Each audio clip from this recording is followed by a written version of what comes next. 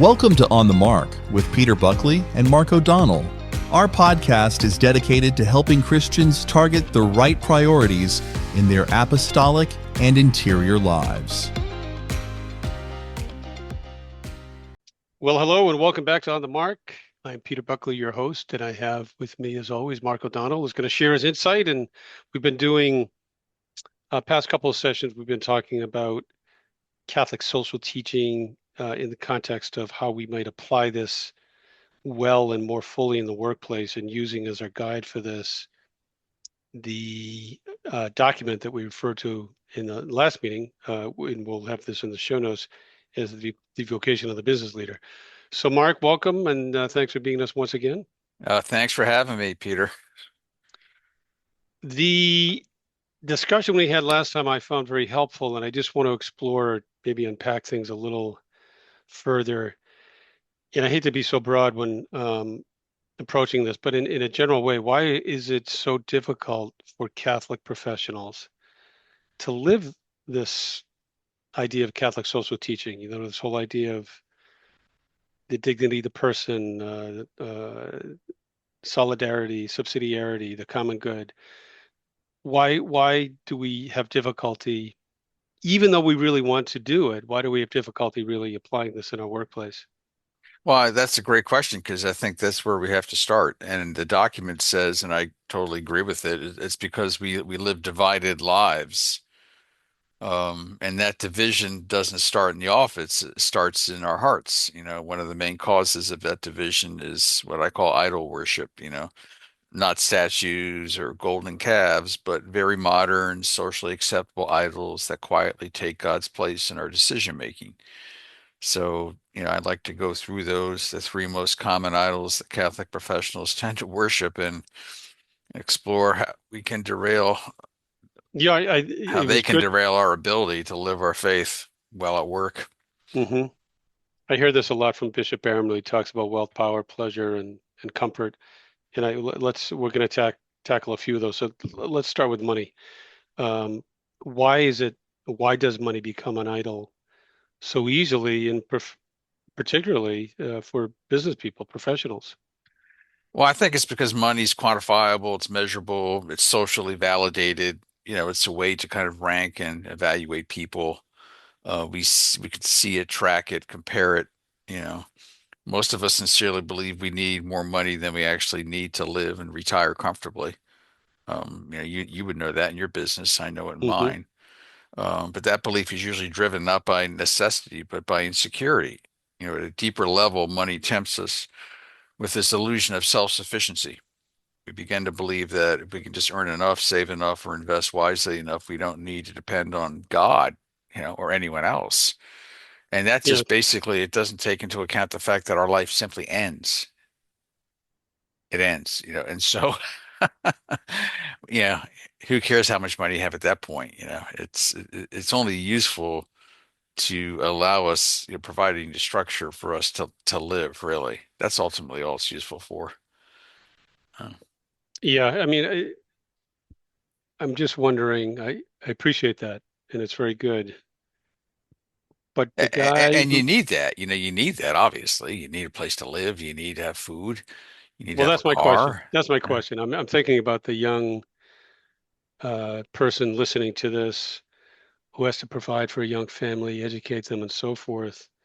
Um, what about that? I mean, the role of money there, and so certainly you don't want to worship it, but certainly it's a good thing yeah, to it's help just that provide for those needs. that becomes distorted. We tend to overvalue money and undervalue our presence.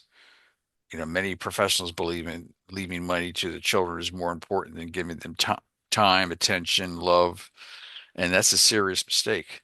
The greatest gift we can give another person is our presence, period. But presence requires interior life, interior freedom, that we use it well, that we have a relationship with God.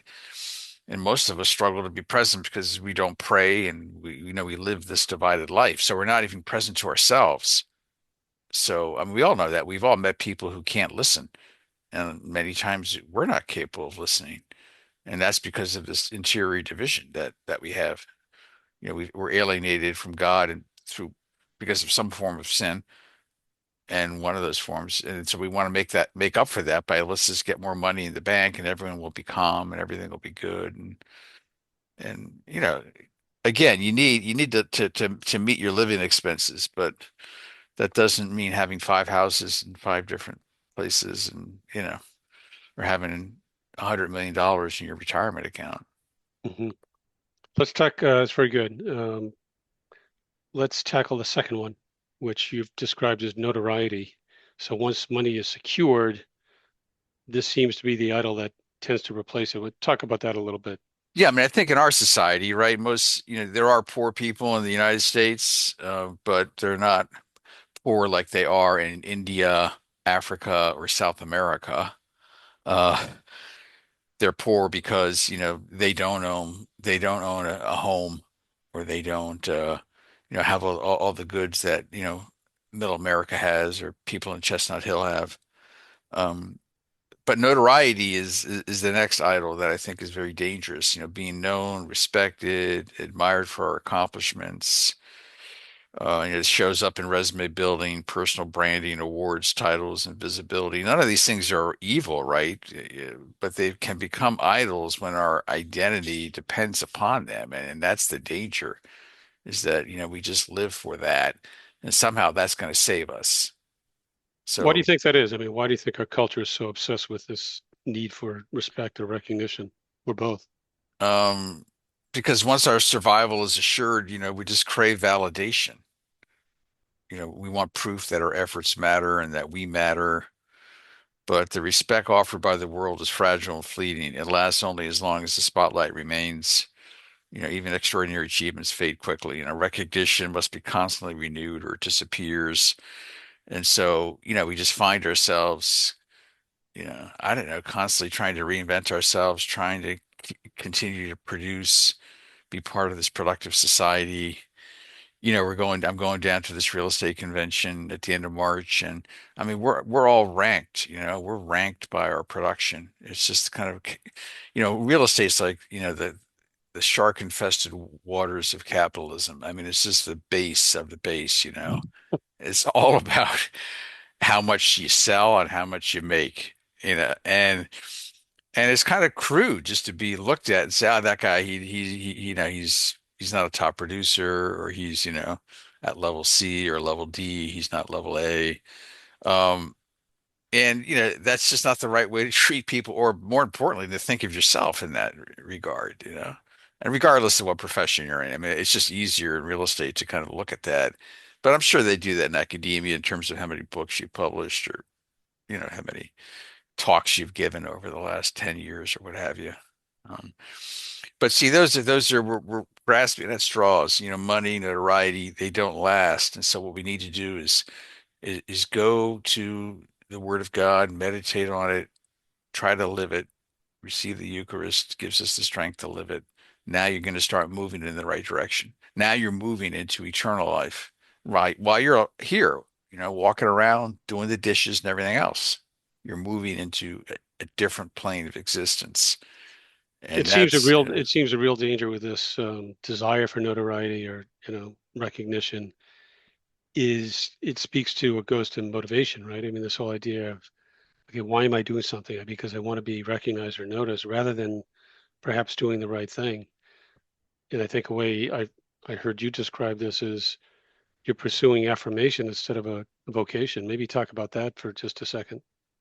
yeah, I mean, our culture is kind of set up that way. I mean, you look at, like, we just had the Super Bowl, right? I mean, just think of all the good athletes that are out there. But I mean, to get to the Super Bowl and play in the Super Bowl, it's almost, I'm not saying that they've all done this, but it's almost required not only to have insane talent, which is given to you to start with, but that you spend all of your time developing that, and you aren't able to build, an inner life with God that's strong and foundational that you can share with others. And our society, it bows down to that as if that's the only thing that matters. And then once it doesn't satisfy, then you have to keep winning and winning and winning. You can't step out of it. That's the problem. Or when you do step out of it, you're completely forgotten. And if you don't have the inner life to help you and sustain you, then you have nothing. So that's what happens is Yeah. you neglect to form the inner life, and then when you don't have it, once your talents run dry, or your money or your job, you've got nothing. And that's why Or it's, the applause starts to fade. I mean, oh yeah, I mean, once the applause goes away or the recognition, then what's sustaining you? yeah. And Look. that's it's a powerful narcotic. It's a real narcotic. I mean, Hmm. there was this great there's a video, NFL video about a running back named John Riggins, and he talks Number about, 44. yeah, Yeah, he talks rocking the about Redskins. his career. And it's short, but I would watch it. It's about an hour long, and in there, the commentator asked John. He says, "Well, John, what is it that's really motivating you to do this?" And he looks at him and he says, more or less, "It's the crowd. It's the Hmm. roar of the crowd." And I told the coach, "Look, they want you to give me the ball. Just give it to me. I'll take care of it."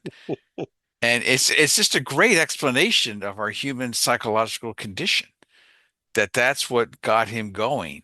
And it will get you going to have 70,000 people just screaming at you and Yeah. affirming you. It's like, how do you survive that once that's over? I don't know. Yeah. No, I don't know. But that is a good example. And the same thing can happen at work, with the awards dinner, and only you're invited, with the other top producers, no one else is, blah, blah, blah. Hmm. Whereas it'd be better if they got the people who were producing the less and the least, and say, hey, let's get together with these folks and motivate them and Yep. help them, you Hmm. know? That's great. Let's move on to the third one here that you mentioned. And I guess we're going to call this comfort, this desire for just kind of this easy or, I guess more of a controlled life than a, perhaps comfort. Let's talk about that a little bit. Yeah, I mean, I think there's plenty of examples in the gospel.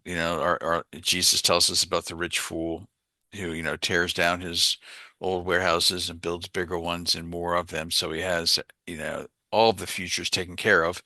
And of course, he dies that night, right?